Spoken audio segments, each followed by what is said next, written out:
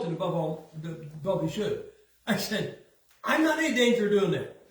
I said, Paul had a thorn in the flesh. I have a pain in the neck. Okay? That's all it is. It's not spiritual. And you get this thing, people get, automatically you're a very spiritual person because you're in pain. There are tremendously spiritual people who have never experienced a headache in their life. That's just fact. I have a headache now. I had a headache yesterday. I will have a headache tomorrow. I have had a headache. The only three that are left that are not fused, C1, 2, and 3, if you have a problem between C1 and 2, it gives you a headache. I've had a headache every day since October of 2015. If there's a problem between 2 and 3, it gives you insomnia. You don't sleep. I don't sleep. My wife drugs me to unconsciousness. That's what I do. I don't sleep. I'm wide awake and dead tired. And if you have a problem between 3 and 4, that stops your breathing. That's where the nerves that control your diaphragm. If you remember when Christopher Reeve, the guy who played Superman, fell off a horse, broke his neck, never breathed normally again, he broke C3. He broke the nerves to his diaphragm. And so I was in pain. I will tell you this. Baby, when did we go to that doctor when we got back from the summer? The guy the pain guy. September? No. Just January or February. Yeah, about this January, February. I got a guy, what it deteriorated to is the head always hurts. The neck is deteriorating. I just had a doctor, they did a bunch of tests last year, and he said 1, 2, and 3 are deteriorating too bad. Surgery, so there's no surgery, is no longer an option. And the way I explain it to your preacher, if you have a table with a wooden leg and it breaks, you can fix it. You can put the leg back on. If the wood is rotten, you can't fix it. And so that's basically the three vertebrae I have. I would have pain in my shoulders, my arms, my hands. I get pain where it feels like all the bones in my hands are crushed.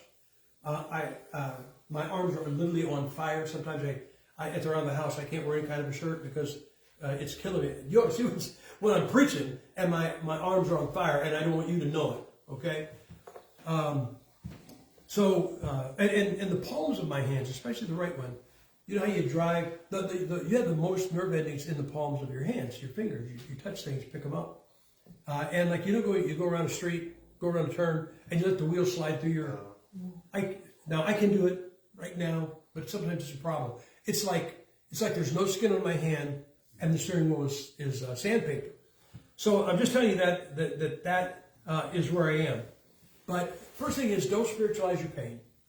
Don't think that, you're godly or you have some kind of wisdom because you're in pain. You're in pain, all right? There are people that are totally lost in the same pain, and they don't have any spiritual wisdom either, okay? So we have a problem with thinking we're spiritual because we have it. It may not necessarily be punishment. We all think, when we go to the book of Job, we always think we're Job. Actually, you're probably one of his 3 friends. Okay? I don't care about so-and-so. They disagreed with me. Now look what happened. It's probably not punishment, unless you're stupid. Okay? What I did was stupid. I can tell you this, because I did have a lady in a church, she goes, I know why God broke your neck, which I don't understand this. God tells everybody on the planet why he broke my neck. He never told me. And it was very flattering. She said, well, it made you more compassionate and more patient and all this good stuff with dealing with people. And it was all good. And I said, lady, what you just said may well be true, because it might be true. But I said, I want you to know that if I knew everything you said just now, what it would do for me, on the morning I broke my neck, I wouldn't have gone to work. I'd have sidestepped that blessing so fast it ain't funny, guys, okay? So don't make yourself, spiritual or it's not necessarily punishment. Like I said, unless you did something dumb that you got hurt. I don't think, I don't even know, did God break my neck? Well, no, I don't know.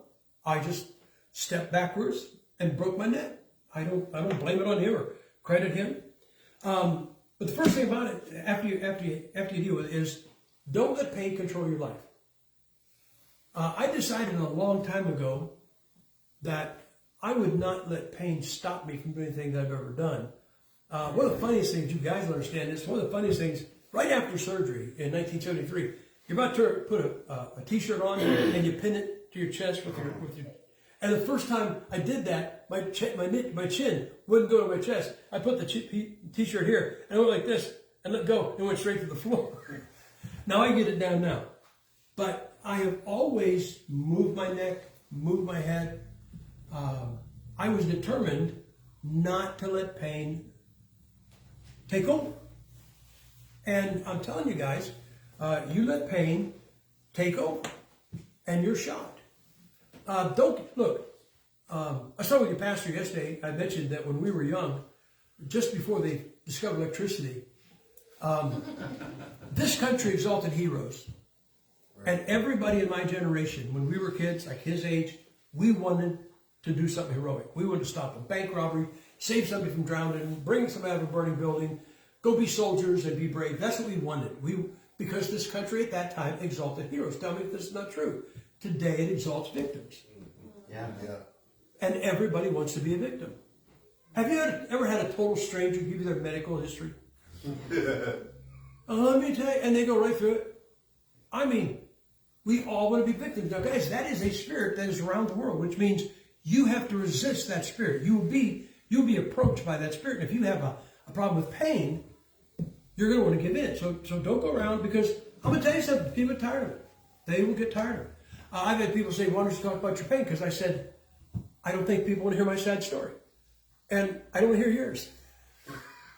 Don't you care? No. Actually, I really don't care. And it's okay if you don't care about mine. Really, that's why I have never, ever told anybody on this planet what I just told you about how I'm feeling. Never.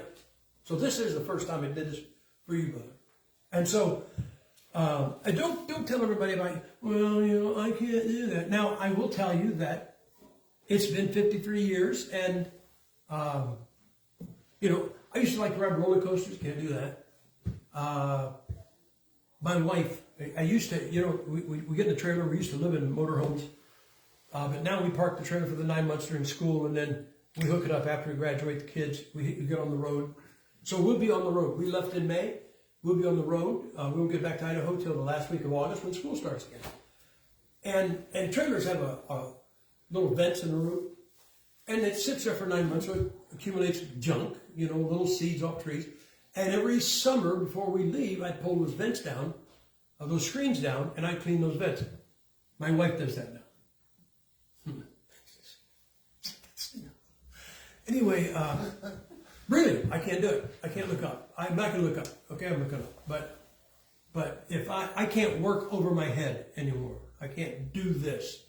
If I turn to the right, turn to the left, because it's deteriorating. That's just, it's coming apart. And so I will let out a yell. I tell people, if I'm preaching, I yell, it's not the Holy Spirit.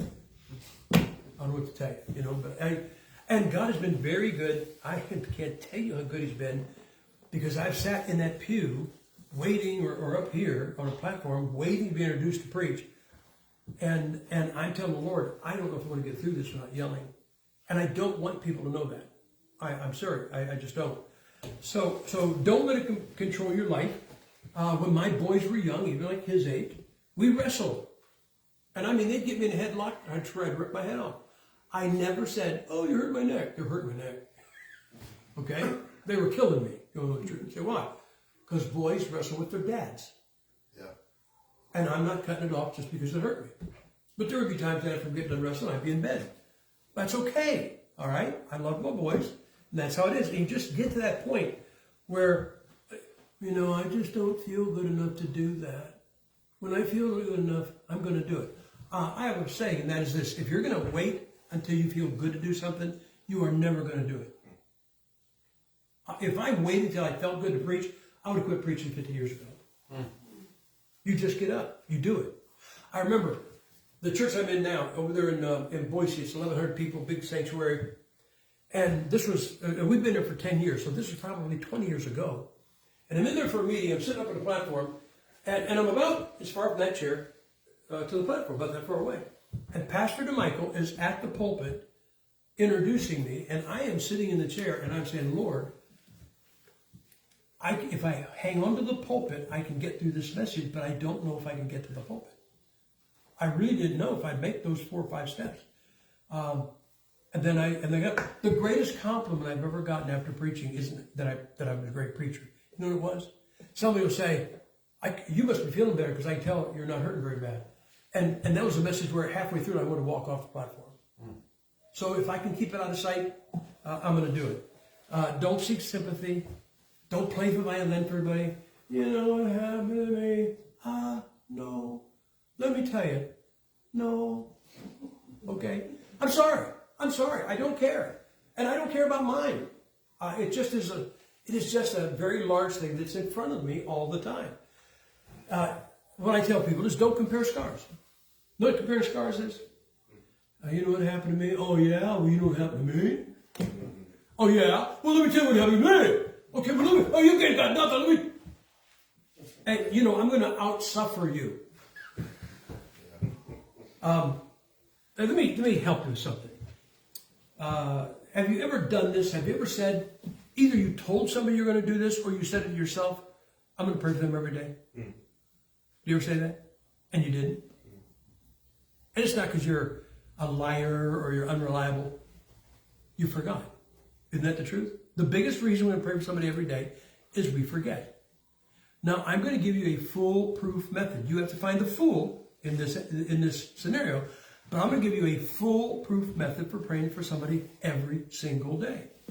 I read 30 pages of my Bible every day, 10 pages of the New Testament, that's this blue marker, 20 of the Old, that's the red marker, and this gold, I read a proverb for the day every morning. Before I read my Bible, I read my proverb.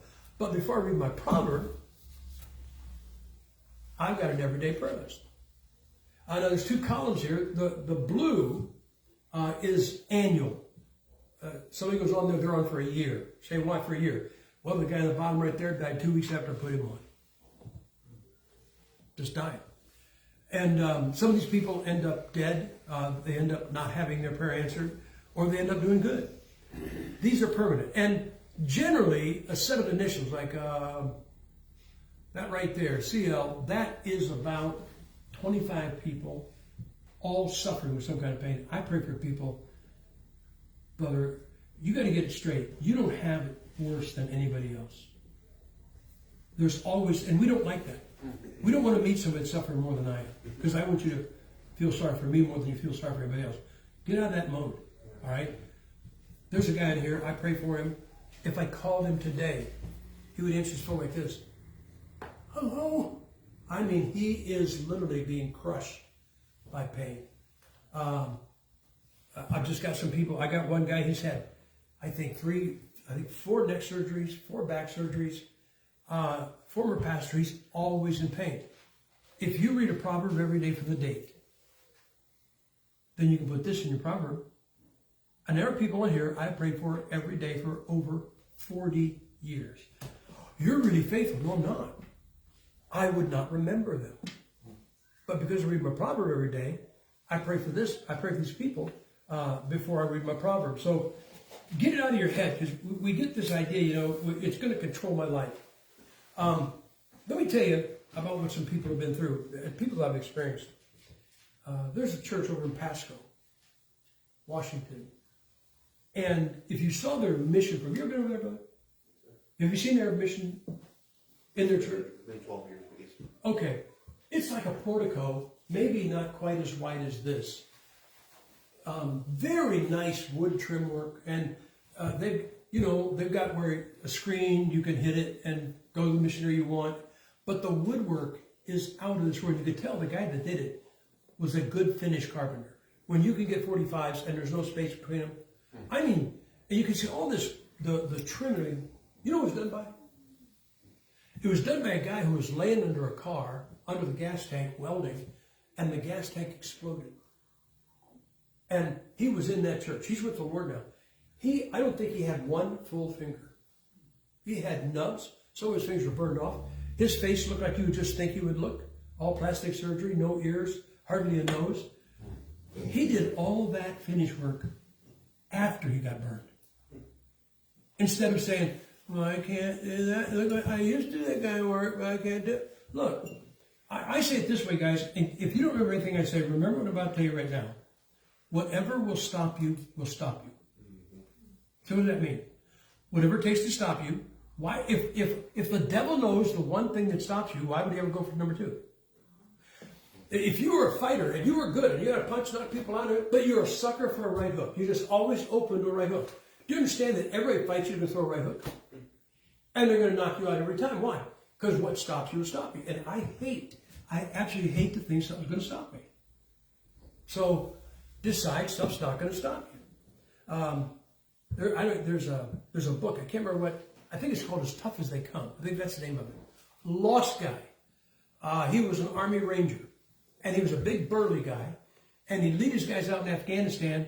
And then the Rangers have a Ranger song. I don't know what it is. But when they were marching back, he would run ahead to the gate of the compound, where their fortified area, and he'd be singing the Ranger song, holding his salute them. And the guy beside him stepped on an IED. And this guy lost both arms and both legs. After the Afghan war, there's only 5 people that came out with no arms, no legs. And this guy can drive a car and pick up a dime. He's got literally bionic arms and legs. He has to plug them in at night to charge the batteries. But he just decided, rather than sit around and say, I feel bad for myself. 2 of the most famous people in Europe that you should know about, you already know about them, Johnny Erickson Todd. Look, she's probably not a Bible believer. She doesn't believe the King James Bible. Might not even be a Baptist. I pray for her every day. Say why? Because she's been paralyzed since she's 17, and she's about my age, 76. And now she's having trouble with pain and cancer. So she probably wouldn't want to hear me preach, but I'm allowed to pray for her. Okay? And you know why she's famous? Not because she broke her neck and is paralyzed, but she decided, I'm not going to lay in bed and feel sorry for myself. And she learned to paint pictures with a brush in her mouth. She'd paint pictures with a paintbrush in her mouth. Say what? Well, you'll let it stop her. And the other guy, some of you guys, he's been in your family. Pat's the pirate. He lost an eye to cancer. And you know what? Instead of feeling sorry for himself, he became famous as Pat's the pirate. He's with the Lord now. Okay? What I'm saying is, if you're going to let something stop you, I'm telling you, it's going to stop you. It will stop you. I just don't like the idea of something going to stop me. I'm going to tell you what life is like. I don't know what it is, but let's just say that door goes into a room. And life is like, one day you walk into that room and it's pitch black and somebody kicks you in the stomach. And you find yourself down on all fours gasping for breath. And I can't tell you how many times life has done that. Not just pain, but circumstance of life. And when I find myself on all fours in the dark, gasping for breath, you know what I say? Here's exactly what I say. Okay, Gipp, big mouth. Is this all it takes you to stop? Is this all it takes to stop you? And the next thing I do is I get up.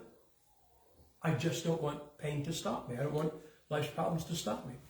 There was a friend, and he took a church, and the pastor had retired. The pastor was 85 years old.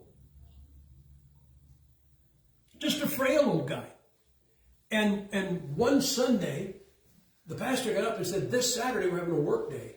And they had to build something. And this 85-year-old guy shows up with a brand new hammer. I mean, the nail would hit him harder than he hit it. And he goes, oh, Pastor, you should be, we've got a lot of guys here to do the work. You don't have to come. And he said, I just want people to know where I stand. Whew. Brother, 85, but he's got a backbone made out of stainless. So, and whatever your problem is, I don't want to be paralyzed. It may still be in my future. I don't want to be paralyzed. Every time you have a surgery on your neck, you run the risk of being paralyzed. Now you go, oh, it's routine. I was talking to your pastor. The problem in our country is that radical surgery has become commonplace. Heart replacement? Somebody's going to put in and literally take your heart out and do it. But it's happened so much we think, oh man, it always works. It doesn't always work. I knew a guy just got a kidney, and he died. It didn't help him. He died. We were talking to him about, there's a young man who's my oldest son's age. He's 50. And back when he was 23, he got injured. They did surgery. He didn't come out. He's been in a wheelchair ever since. He's in a nursing home now. So don't say, oh, it's no big deal. Look, it's a big deal. When they're using power tools a fraction of an inch from your spinal cord, it's a big deal. Okay? And one of the problems with this is that it affects the nerve to your vocal cords. When in 1973, I was just starting out, I'd only been in the ministry for I've been preaching in the ministry for 53 years. Only 3 months of that was without a broken neck. The first 3 months. And they put me in a circle electric bed. They drilled 2 holes here, and it's called tongue traction. I don't think they use it anymore. Now they use a halo. They couldn't give me a halo. And then they run the rope through the sidebar of the bed. I'm part of the bed. And it's a big circle electric bed, 2 big wheels. And every 4 hours, they'd strap a board to me on this side. And then they'd put me face down, and they kick the bed away so you didn't get bed sores. And, the doc said, he said, look, you may come out of this paralyzed right now. So I had to surrender. You have to surrender. Even if you think it's not going to happen, you have to surrender to the worst. And I surrendered never to move again. And I woke up and I wasn't paralyzed. But I couldn't talk. Because when they hit that nerve, it paralyzed my vocal cords. I talked like this. And I still remember, guys, looking face down. I was in that bed, I was face down, looking at the floor, and there's a puddle of tears on the floor. And here was my reasoning. I said, God, you gave me my body back, but you took my voice. I said, you gave me my body, and you took the one thing I have to preach. I could preach from a wheelchair. I could preach paralyzed, but you took my voice away. Now, here's how I reasoned it out, guys. You can reason it any way you want. Let me ask you a question. You married people, think them with your spouse. When you love somebody, don't you want them to be happy?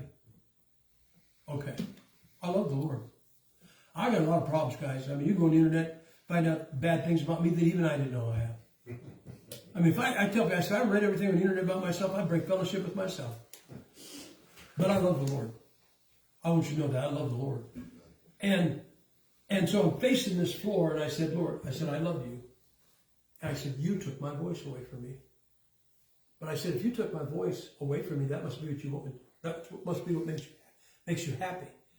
And I said, if that makes you happy, I surrender never to speak again. Joe, you got your voice back, didn't you? I did not. I didn't get back for 4 months. But I got my joy back. Mm-hmm. And so one of the side issues, when they did the OH surgery, they sent me to a vocal cord guy, and they were covering themselves. If I lost my voice, I'd say, you did it, and he wanted to know. He wanted me to know that they were bad one. He goes, you know your vocal cords are partially paralyzed, right? I said, yeah. It takes me a lot of air to talk. If the average person needs about 4 pounds of air to talk, after the first surgery, I probably need about 6 or 7. After the second one, probably 8 or 9. And then, anyway, I woke up, I lost my voice for 2 months in 2008. And by 21, talking had gotten so bad that I had surgery on them in Boise. And the guy says, you'll be okay. You'll have your voice back in 3 weeks. Now, this is gross, but you know how they look at your vocal cords? They run a camera up your nose, and it comes out your throat, they can see your vocal cords. Now, think about this. You tell a guy, you're a doctor, you tell a guy you're going to be able to talk in 3 weeks. And he comes in 3 weeks later and can't talk. Wouldn't you want to check his vocal cords? He never did. And all I can figure is something happened when he was working. And he went, oops. Because he never checked my vocal cords. It took me 9 months. You're hearing some problems. I run out of air at the end of a line, or I'll try to say something. And it goes like that. Okay? It's okay. I'm happy. Guys, let me tell you the truth. You ever get up in the dark, walk through the house, and stub your toe? When I stub my toe, I thank God for the privilege. This August, my wife and I will celebrate 54 years. Think about this. 53 of them.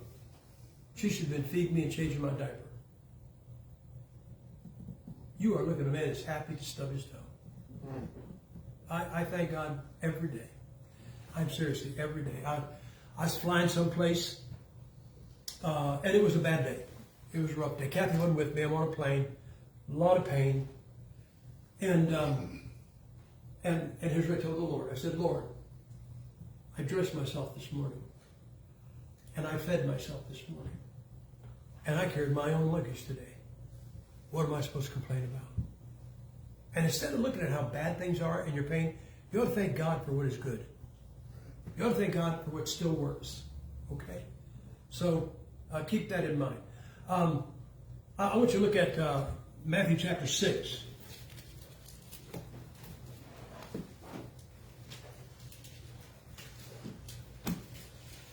And in Matthew chapter 6, he says this in verse 16. Moreover, when you fast, be not as the hypocrites of some sad countenance. And so here, you say when you fast, don't let anybody see that you're hungry. And it has always been my policy, guys, to not let people. I believe in hiding your pain. I'm sorry. I just believe in hiding it. I believe in keeping it out of sight as much as possible. Now, I'm going to tell you this. I've never told anybody this. There are times when I call recomposing myself. And recomposing myself is if I'm talking to a bunch of people and I'm about to scream, I step around the corner, out of sight, for a few seconds, and I get it back together. And then I come back out like nothing ever happened. I'm sorry, I just believe in recomposing myself. One of the things that I watch people, and you know what I don't want to do? I don't want to walk like I'm in pain. And so, for 53 years, when I walk, I always feel like somebody's watching me. I just keep that in mind. Somebody's watching me. And so I say, don't walk like you hurt. Have you ever gone into a nursing home and seen somebody sitting in a wheelchair and here's where their head is like this? You ever see that? Do you know why you sit like that? You don't want to be where you are. Have you ever seen a teenager come to church and they sit that way? Yeah. They don't want to be where they are. So you know what I tell myself? Don't hang your head. Don't hang your head. Don't walk like you hurt. Now I'm going to tell you where that's helped. 53 years of walking in pain and saying I'm not going to walk like I'm in pain. Now I'm old. Now I want to walk like an old guy. Forget about the pain. If I didn't make pain. You know what I tell myself? Don't walk like you're hurt. The pain, for all that stuff people say pain did for me, the one thing pain did is it made me walk. So I didn't look like I hurt. Now I try to walk like I don't feel like I'm old. I will chug up steps. It's a lie. It is a lie. I'll tell you, I'm sorry, but I tell myself I am a practiced liar. Because now fine to me is, you remember that watching a World War II movie and there's a B-17 coming in from a bomb run in Germany? This life can be over tomorrow. So we're living every day we can, bro. We live every day to its fullest. And if God takes away, I want to say, I used what I had while I could. So I tell people to fake it. I have had people telling me, I got one time say, you had a headache.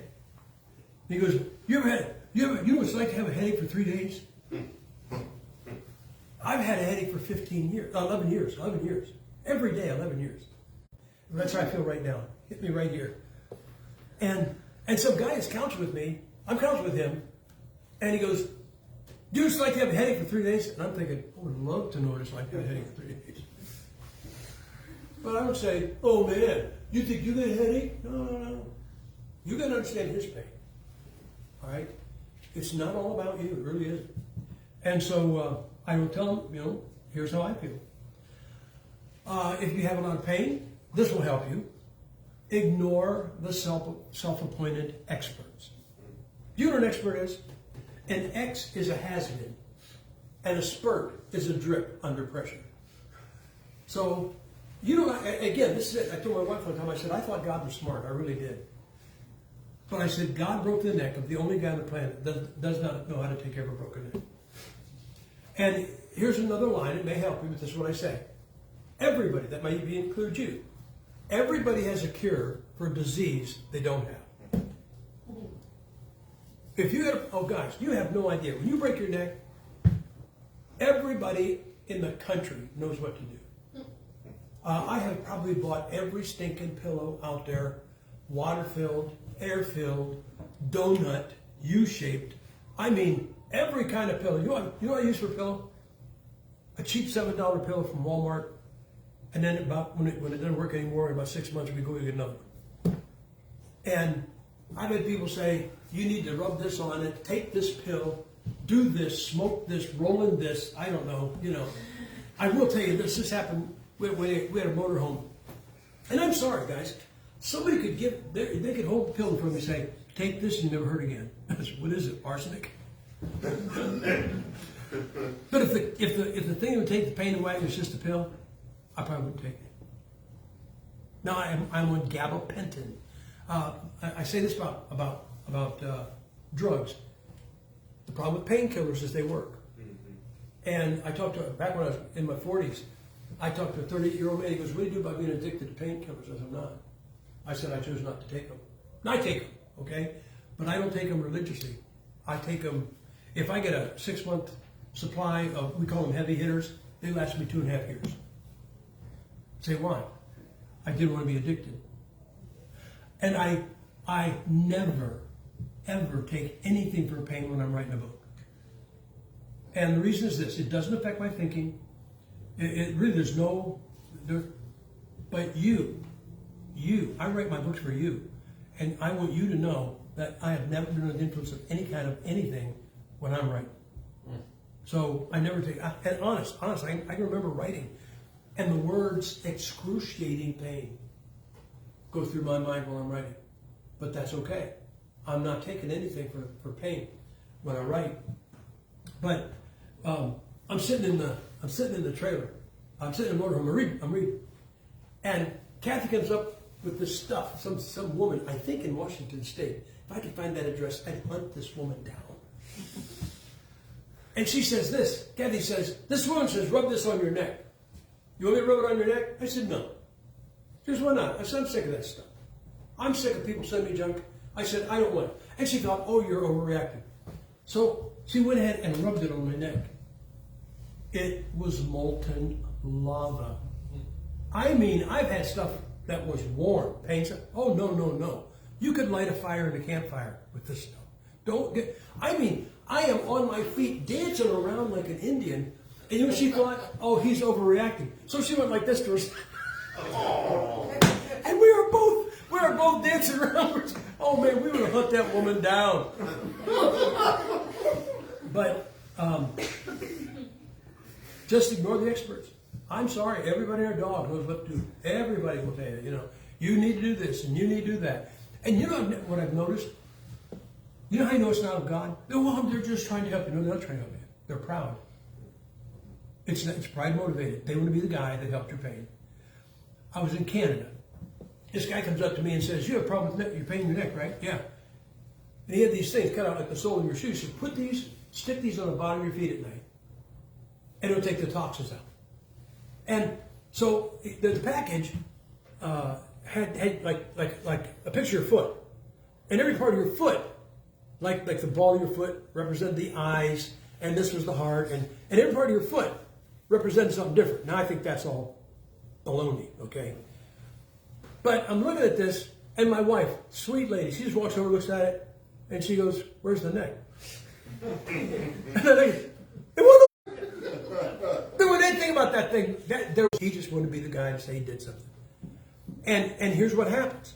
You take what they tell you to take, and then it doesn't work, and they say, you have a spiritual problem. I had one woman say, well, maybe if you had more faith. I killed her. She met Jimmy Hoffa that day. Boy, they're both buried in the same place. But anyway, do it. Ignore the experts. They're not going to help you. All right.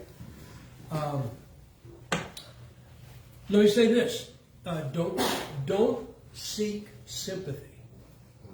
And that's the easiest thing to do. Do not seek sympathy. Let me tell you about sympathy. Let me tell you what sympathy is a great replacement for. Every young man knows what sympathy is good for. He loves a young girl. She doesn't love him. And if he can't get her love, he'll try for her sympathy. So he'll get hurt. Something will happen and, oh, I'm hurt. Oh, I feel sorry. Let me tell you something, guys. Sympathy before marriage becomes disrespect afterwards. Before you're married, she feels sorry for you. After you're married and you're going, I can't do it because I hurt. She goes, I'm tired of this. He doesn't do anything. And I don't want to be his mother. So, sympathy. Sympathy is a cheap replacement for love. Sympathy is a cheap replacement for respect.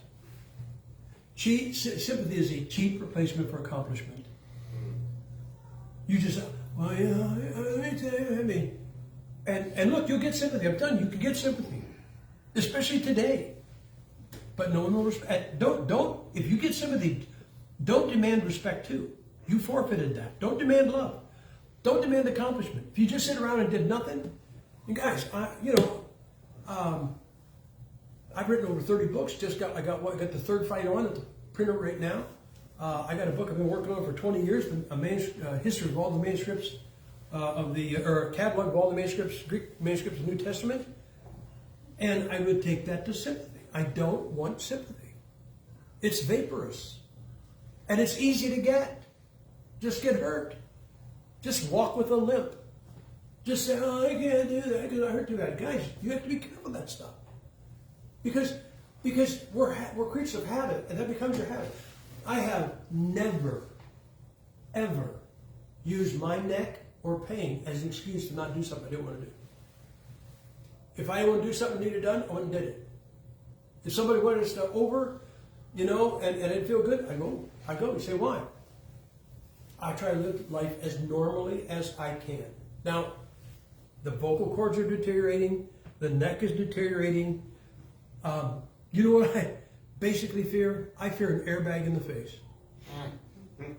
Yeah. Oh, yeah, get rear-ended, but an airbag in the face could probably paralyze me. I don't worry about it, but I'm always conscious of it. So, sympathy is vaporous. Remember this. You can feel sympathy for a beggar, but you can't feel respect for it. So if you want to be the beggar, be the beggar. But don't demand respect. George Frederick Handel, I don't know if you know this, he was 56 years old. He was washed up. The last aria that he had written, bombed. And the guys, you understand, there's no Social Security, no retirement plan. He was done. I mean, he was wiped out. And nothing in him. And somebody said, why don't you write what became the Messiah? He stayed in a room for 28 days. And let me ask you a question. Can anybody name a piece of music that Handel wrote that's not the Messiah?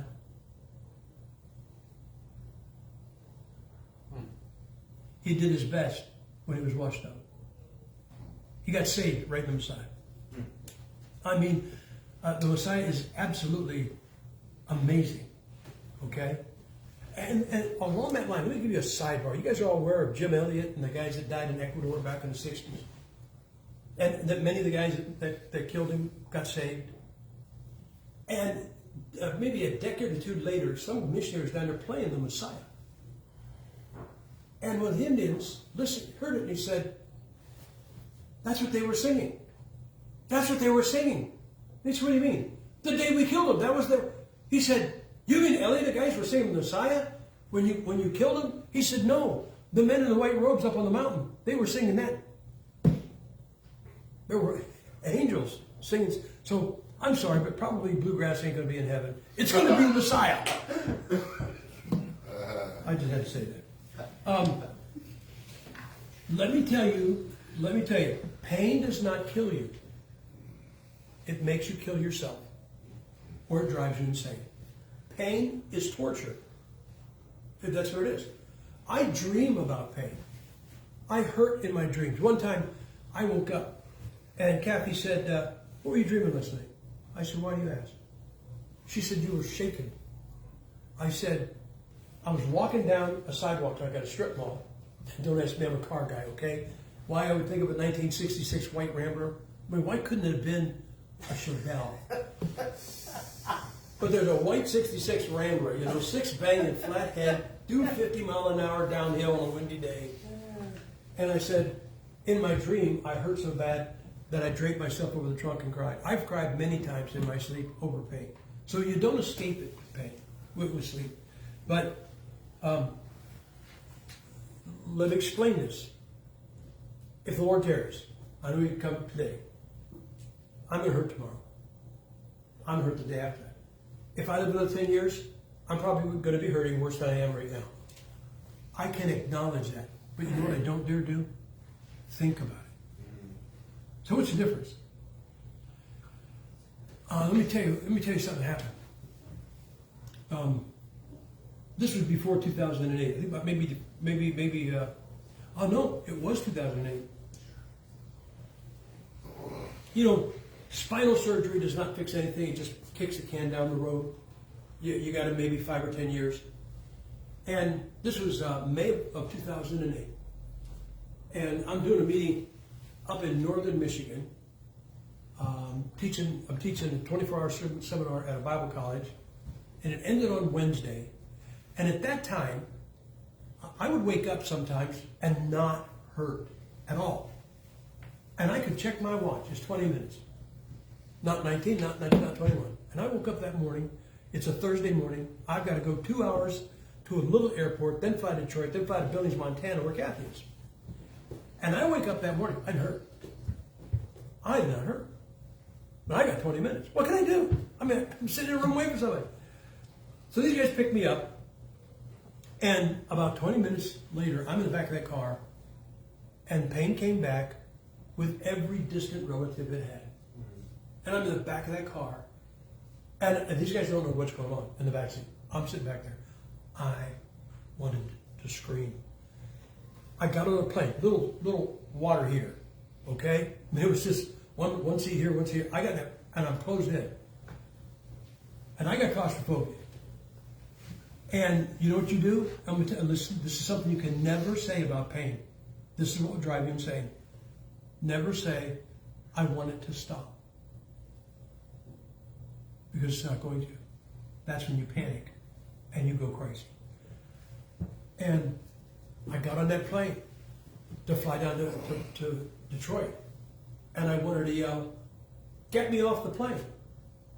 I didn't dare to say why. Because I still got to go to Detroit. Then, honest, all the way from Detroit to Billings, you know what I did for the whole flight?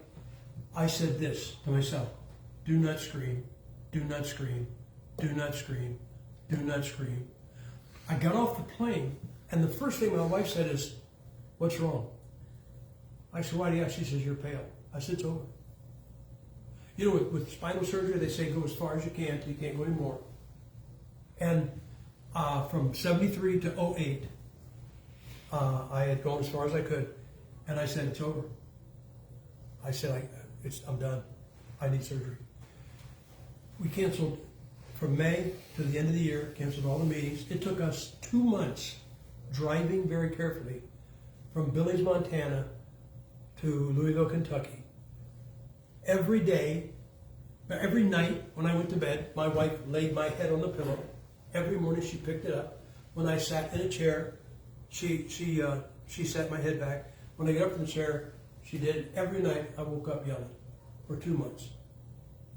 But I'd gone as far as I could. And guys, go as far as you can. But the thing is this, I know I'm going to hurt a week from now. I know I'm going to hurt a month from now.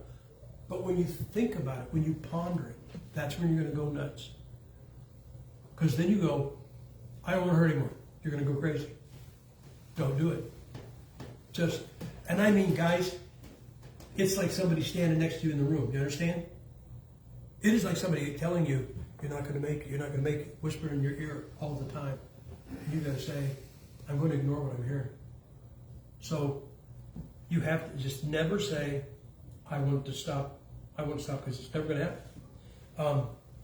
It's kind of like this. I always say it this way: you are just one thought from insanity. So you got to hang on, and it's got to be brain. And I'm going to tell you this. I'd say I'm almost done, but I still got 14 more pages.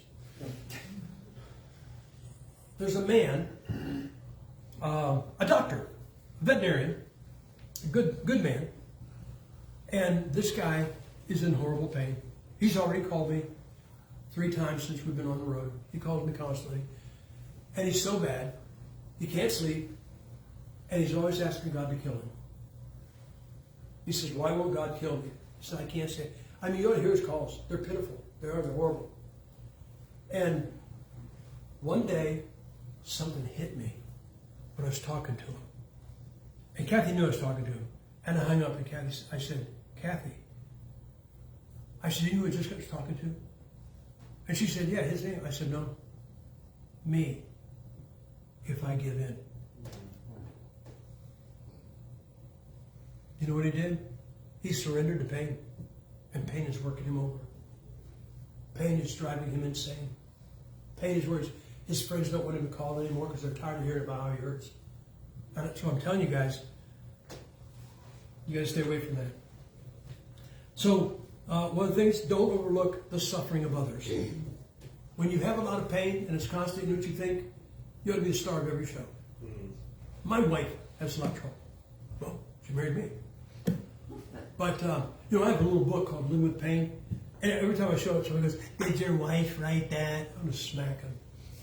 I said, no, I said entirely too small. She's working on a 2-volume set called Live with the Pain. My wife has shingles. She can't hear. She can't hear.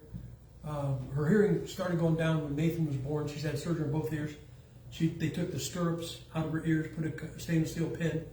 So if you speak to her from behind, she doesn't acknowledge you, she's not being a snob. She does not hear. Many times she'll be working, somebody will walk up and say something to her from behind her, and she doesn't answer it. They go, oh no, she can't hear. She can't see out of her left eye. She has shingles in it. It drives her crazy. It itches, it burns. And, you know, I'm 76, she's 25. 3 times, though. Anyway, she's having trouble with her hips and knees. And she has bad days. And you have to be careful because you understand that your spouse and your family, they get tired of you always being the star of the show. Yeah. So you have to understand, you need to take care of them. Yeah. When they're sick, you know, put yours aside. Don't always be, you know, I can't do that because of my pain. And they get sick. Well, I'm even sicker. Don't do it. Nobody wants to be a professional victim. Actually, some people do. Nobody likes a professional victim. So don't overlook the pain of others. Like I said, that list on that everyday prayer list, there's at least a dozen people hurt way more than I do. Way more than I do. I mean, horrible. And I keep that in mind because you'll get to where nobody's got it like I do. When you get to that point, you're shot. And if you give in to the pain, you're going to crumble. I mean, if I get into pain, if I give in to the pain, it's not like I'm going to be like this, only get off the road and quit preaching. I will be in a chair and all I'll be doing is saying, God, kill me, God, kill me. I don't dare give in. It's life or death, okay? So, don't overlook that. Don't limit yourself. There's things you can do, there's things you can't do. I love sit-ups and push-ups. I can't do sit-ups and push-ups. I can't suspend my head laying back. I can't suspend my head, you know, doing a push-up. I can't do that anymore. And there's things I know that I can't do. But then there's a lot of things I do. And I do it. I probably unload the books out of the back of the truck by myself. And I got a problem at the belt line, low back. Or I could end up not walking for a couple of days. But, whatever, I'm going to do everything that I can do. And people try to stop me from doing stuff to be nice. But they understand, you know, I get up on my roof and I clean out the gutters. Say, why? Because I need to do it. You need to do it. You don't want to fold up. All right? And then this last thing, and I have thought about this, and only my wife knows about this. Sometimes the pain gets more than your brain can take.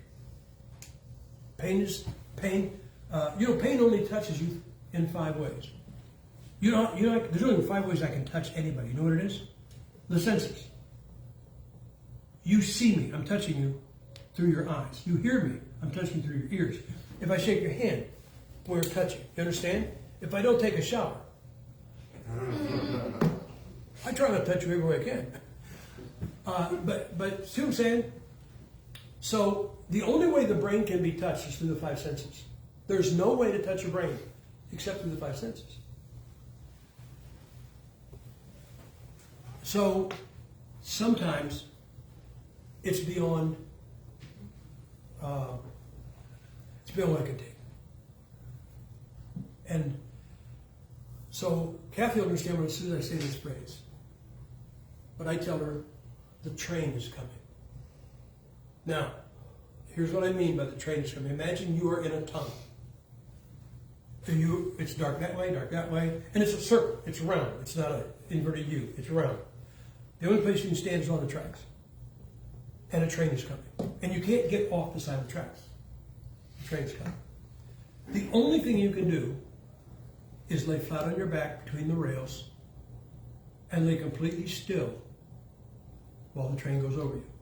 And at any moment, if you sit up, you know what's going to happen, right? So what I do is I go to my bedroom. I can't allow any of those 5 senses to touch my brain. When I go to bed, I roll up in a fetal position on my hands and my knees and my elbows, my head down, and I tell her, don't turn on the light, don't open the door and check on me. If I hear the click of the door, because the train is going to be going over me, and if at any moment while that train of pain is going over me, if my senses, if something touches my brain, I'm going to sit up. And so it's, don't check on me, I'll come out when I'm done. I don't want to smell your perfume. I don't want to hear you talking to somebody out in the hall, he's done. You understand? And it's not an out of body experience. I can't tell you how much time usually goes, usually within an hour. But I roll up and I disconnect my brain from my senses. I don't hear anything. I got my eyes closed. Again, I couldn't do it in the trailer because it would shake. If she moved one time and I felt the bed shake, it would alert me. But I am laying there while that train has gone over, and fortunately, nothing's ever happened where I sat up. But it is a terrifying thought. It's a terrifying position. But all I'm telling you is, do what you have to do to get through the pain. Now, I'm not into drugs. I don't take any, this painkiller they got me on now, it's taking care of a lot of the pain from the shoulders down. The neck is still a problem. Turning my head is still a problem. Looking up is still a problem. The head still feels like it's going to explode. I get a shot of fire in my arms every now and then, or my hands will feel broken. But pretty much that's okay. And so I haven't had that train have to come by for a while. But I don't want to get on drug. I don't want to get on. This is non-addictive. I don't want to be addicted to a painkiller. All right. I don't take anything about marijuana. Sorry, I know it's legal in your state. Well, if you smoke marijuana, it would probably help you. Yeah, man. Yeah. Somebody asked me what I take for pain. I said, I take cocaine. I said, I don't feel any better, but I don't care anymore. But guys, I have 2 words. I have 2 words for you about pain. Keep going. Okay? When I get a lot of people, they say, why don't you retire? And this kind of, because I'm in pain. Now think about this. And you're going to laugh when I say this. Everybody laughs when I say this, but I'm not making a joke. If you're a boxer and you don't like the pain, you quit boxing and the pain stops, right? Nobody's punching you in the face anymore. If I came off the road today, would the pain, you say, well, there's pain from being on the road. There's pain from walking down the sidewalk. I would rather do what we can. And I get a lot of people saying, once you retire. And I told her, I said, we're going to slow down when we have to. Because once you know something, guys, when we can no longer travel, we're going to miss this so bad. And then we're going to say one of two things. We couldn't keep going, or we quit too soon. I don't want it to be that. I don't want to be I quit too soon. So I want to go until I absolutely cannot go, because we don't want to stop. And I'll tell you this, I'll be done. And it's about her. It was a couple of summers ago. We're towing, got the trailer behind us. It's at night, and her hips and knees are really giving her trouble. I have a little folding stool. I help her up in the truck, in the passenger side of the truck. But she's talking about her hips and knees hurt her bad. And we got a doctor who gives her some shots, not cortisone, something with her own plasma and ozone, and it helps her for about 6 months. But she's talking about how bad her hips hurt, her knees hurt. And so as I'm driving, I told the Lord, I said, Lord, I just don't want to get so bad that you can't keep doing this. But I felt kind of selfish. And about 5 minutes later, she goes, the only thing about my hips and knees that bother me is I don't want to get so bad that I can't keep doing this. I said, yes! So we're going to keep going, all right? Pain, no pain, whatever. We're going to keep going. By God's grace, He could end it today. I know that. I could see speaking today, literally my vocal cords. So we're going to keep going as far as we can, as long as we can. We love what we do. We absolutely love this right here. This is what we love. We have a house now. We've had a house about 6 years. And about 2 years ago, she said this. She said, I like my house. I said, good. She says, and if God told us to sell it tomorrow and go back on it full time, I'd do it in a heartbeat. So that's where our heart is. So keep going. Find something you can do for the Lord. Put tracts out. I'm sorry. I got one more story. I'll be done. The night before my 08 surgery, I'm laying in bed. They're going to cut my throat again. They're going to take out C5, put this cage in. And I could end up paralyzed from neck down, and I could end up not able to speak. So what I did, laying in bed that night, I did not move my lips when I did it. I just, in my mind, I prayed for every preacher. I prayed for every preacher that I knew. It took me about 2.5 hours, one by one. I never moved, I never said a word. And when I was done, I said this. I said, okay, Lord, if tomorrow is the worst case scenario, paralyzed with no voice, I know I'm going to be doing the rest of my life. I'll lay in bed, I won't move, and I won't speak. But I'll pray for everybody I can. So don't turn in on yourself. Don't look in on yourself. Don't play your violin. Don't talk to yourself about how bad you got it. It'll drive you insane, okay? And I'm not saying your pain isn't horrible. There are people in horrible pain. I'm saying, what's it take to stop you? What's it take? Because I'm telling you, whatever will stop you every time. Let's stand and have a word of prayer. I'm going to have a word of prayer, and the sister's going to come and play something after I'm done praying. I'm sorry. Listen, I'm on your side. If you have pain, I am on your side. I would not scold you. I want your pain to stop. I don't want any of you to hurt. But we both know that what I just said is not realistic. And I'm sorry, some of you have got some physical problems, and you're going to have until the day you breathe your last breath. But maybe before we go out this morning, somebody's just to say, maybe something I said help, but you just need to say to the Lord, I'm going to keep going. Just keep going. I can't, it's not spiritual. I can't give you, I'm not going to give you this verse I have in my mind. What I'm telling you is just, there are days when I get up, and I keep going. So, you quote a scripture. No, I put my left foot on, I go, left foot. Then I take the next step, I say right foot, left foot. And I tell my feet to walk until they know what to do. Now that may not be spiritual, but I know it works. And telling you to just keep going may not be spiritual, may not be a verse. Guys, just keep going. All right?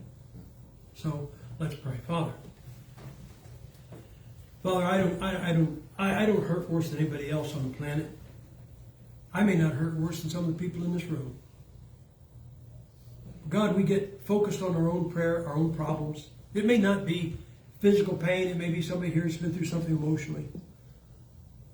All I know, God, is that if they let that stop them, it'll stop them every single time. So I'm praying, God, for these people that none of them stop. That's my prayer. I would like you to dial the pain back. I always say, God, my word for pain is bearable, because bearable is bearable, unbearable is unbearable. If somebody's got excruciating pain, make it bearable. I'm not asking you to take it away. Make it so they can still operate while they're hurt. But help their hearts to be that they're not going to let anything stop them. And I'm not talking about positive thinking, God. I'm telling you, God, I'm telling them, help them keep on going. Put one foot in front of the other and do something. And instead of waiting until pain goes away to do something, do it while they're hurt. Help them. In Jesus Christ's name I pray. With your heads bowed and your eyes closed, as our sister plays piano, if you need to talk to the Lord, you come up here, you can sit down where you're at, kneel where you're at, whatever the case may be. You need to talk to the Lord about something. You know who you are, you know what you need to say.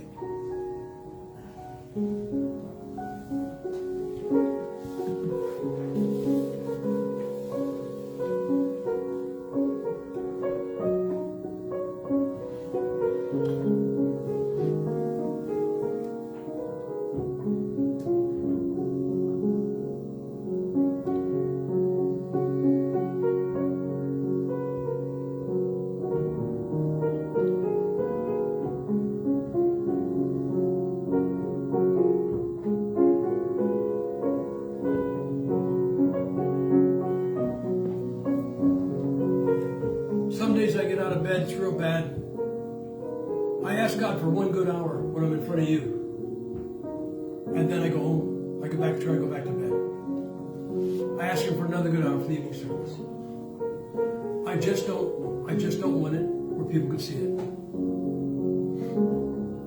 And I want to continue to be functional for Him. Don't let your pain stop you. Because then it's the victor. It's beat you.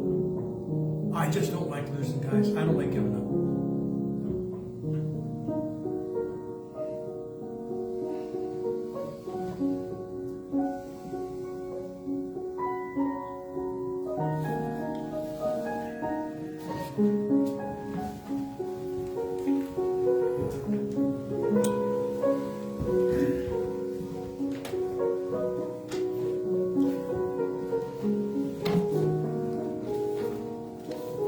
Sometimes it's difficult to find the balance between letting someone know you care and offering too much sympathy, inadvertently crippling them. I mean, you're sorry that they're hurting, and you want to try and let them know you're sorry that you're hurting, but instead, you're drawing attention and their attention to the pain they have. That's a difficult. God, give us wisdom on, it really means a lot that you're going through that to me, and I'm praying for you, but not cripple them with the pain, not make them more aware. Hey, we've got a job to do, we've got a function to do. I understand the pain you're in, and I'm sorry. Let's go. And I think that's what we heard this morning. It's not that you don't care, but you don't want to cripple the individual either. And Lord, help us to have that discernment for our own selves and what we go through, and for others. Inadvertently, we may be crippling them. We want to help them. Amen. All right, let's get our hymnals.